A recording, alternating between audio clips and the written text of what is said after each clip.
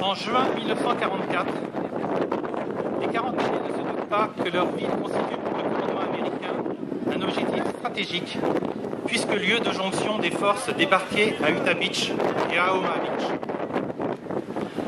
Parachutés dans la nuit du 5 au 6 juin 1944, dans la région de Sainte-Marie-du-Mont et de Vierville, la 101e division parachutiste américaine se trouve face au 6e régiment de parachutistes allemands.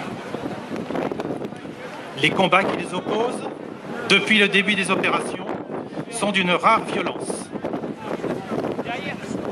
Le 8 juin, les parachutistes américains parviennent à s'emparer de Sainte-Côme-du-Mont. Face à la poussée américaine, et après avoir perdu tout un bataillon, le régiment allemand se replie pour éviter l'encerclement. Les survivants se regroupent à 40 ans et reçoivent pour mission d'interdire la ville aux soldats alliés. Pour les aigles hurlants de la 101e division parachutiste américaine, la route nationale 13 constitue le seul accès à 40 ans. Dominant les marais inondés, l'axe n'offre aucune protection et comporte 4 ponts dont il faut s'emparer. En dépit de l'appui de l'artillerie dont il bénéficie, la progression des paras américains à découvert se fait au prix de terribles pertes.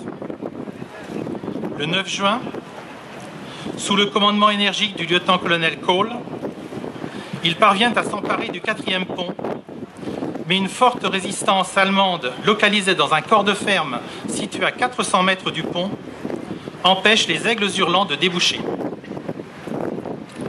À 23h30, le bataillon de tête est mitraillé par l'aviation allemande.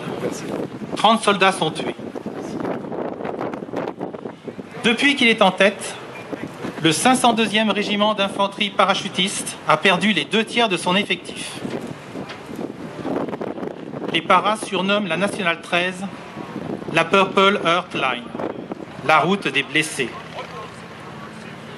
Constatant que l'artillerie ne parvient toujours pas à venir à bout de la résistance allemande localisée dans la ferme de la famille Ingouf, le colonel Cole fait mettre les baïonnettes à canon et lancer des grenades fumigènes avant de partir à l'assaut à la tête de ses hommes en plein découvert sur 300 mètres. La position est dégagée. Pendant ce temps, le 506e régiment parachutiste américain, commandé par le colonel Robert Sink, parvient à contourner la ville par le sud-ouest pour l'attaquer avec 2 bataillons. À court de munitions et sans liaison avec le commandement, le colonel von der Heydt abandonne la ville dans la nuit du 11 au 12 juin, alors que la 17e division SS Götz von Berlichingen a reçu pour mission de le renforcer.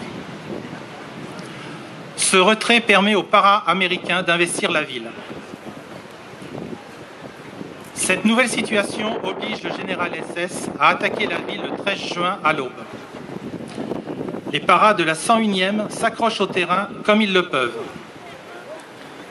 Il faut le renfort des chars Sherman de la 2e division blindée, commandée par le général Rose, pour stopper définitivement l'avance allemande avec le soutien des chasseurs bombardiers. La libération de 40 ans s'est faite dans le sang. La moyenne d'âge des jeunes parachutistes allemands ne dépassait guère 18 ans. C'était une des plus jeunes divisions de la bataille de Normandie. Quant aux parachutistes américains de la 101e Airborne, à peine plus âgés, leurs pertes ont été terribles.